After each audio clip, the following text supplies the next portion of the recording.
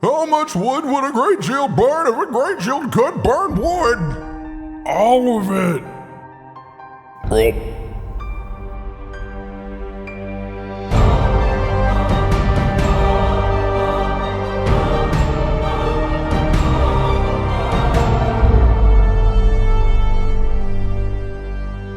Ladies, gentlemen, and tarnished of all ages, it's time for something I'm extremely proud of. Quite possibly my absolute favorite build that I have done in Elden Ring so far, for a number of reasons. Yes, the damage is great, but this is no blasphemous blade build, no double seppuku swords bleed build, and where it does obviously toast anything weak to fire damage specifically, other times its damage is less impressive and it requires some work to truly pull off the fight. It is a build that is inherently strange and silly and off the beaten path, yet in a way that works together so seamlessly well that it feels almost like an intended combination from the developers themselves. This combination mostly focuses around our weapons here, both of them being shields, both of them being great, both of them being faces, and both of them spewing out fire in some way while also guarding. The Cyclops shield firing out an arcing mortar shot, and the Flame Wagon shield firing out the flamethrower as long as you are willing to hold the button down.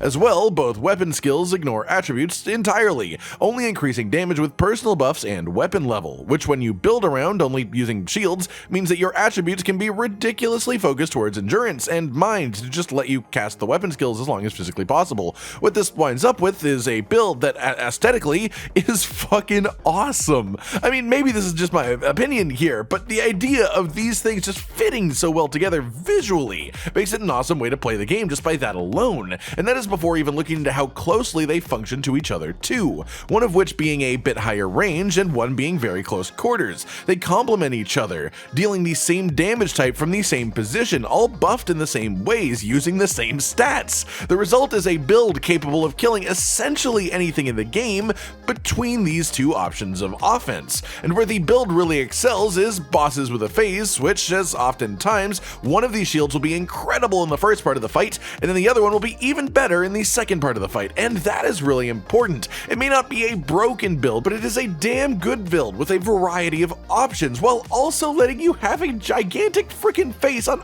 either one of your hands. And thus, I dub this creation the Two-Faced Artillery Tank. Don't believe that? Check it out in PvP then. The cannon itself basically just one-shots the majority of people when you build it this way, unless someone is specifically pumping vigor or damage negation. The shield is just insanely deadly, and some people get easily caught off guard by how quickly you can release the shot while waiting to fire. Basically, in PvP, the strategy is cannon shield if they are far away, flamethrower if they are close, and more than regular duels, this thing is actually quite fun in invasions, being able to play around corners and hallways while wielding a mortar and a flamethrower is unsurprisingly a very enjoyable experience for, one of us at least. The main thing here is this build is just plain fun. It is a badass way to play, in my opinion. You feel like a freaking hero while using it, and it is totally unlike most other ways of playing Elden Ring. I've made a Greatshield build before, and that one was really fun, but that one didn't have two separate flame projectile shields.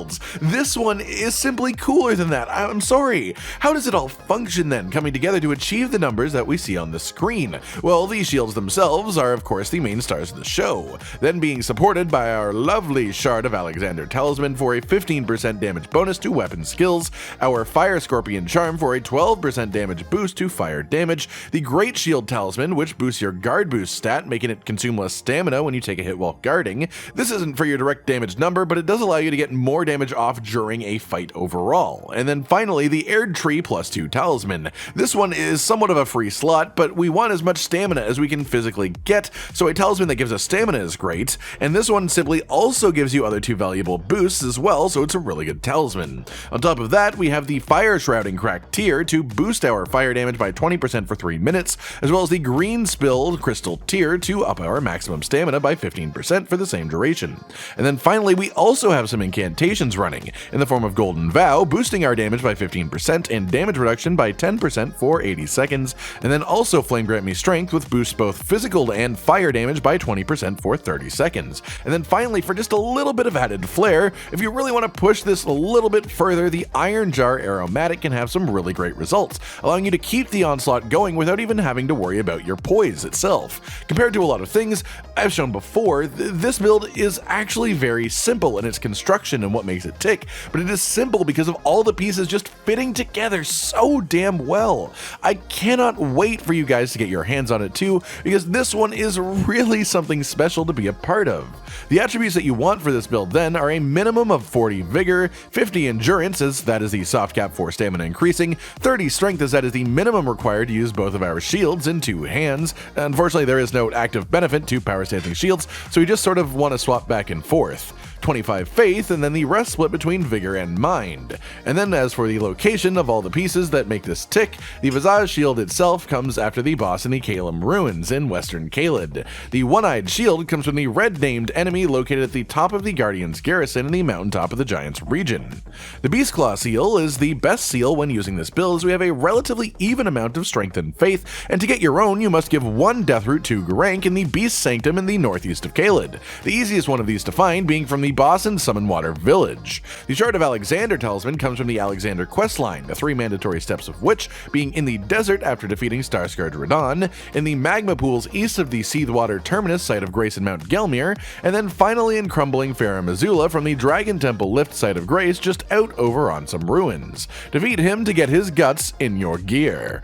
The Fire Scorpion Talisman is up in Fort Lade by the Seethwater terminus site of Grace as well. Head into the fort, past the Fire Prelate and in the door, up the staircase, and then jump up the railing on the side to find this talisman on a balcony. The Greatshield Talisman is located in the back of a parked caravan directly east of the Erdtree Gazing Hills site of Grace.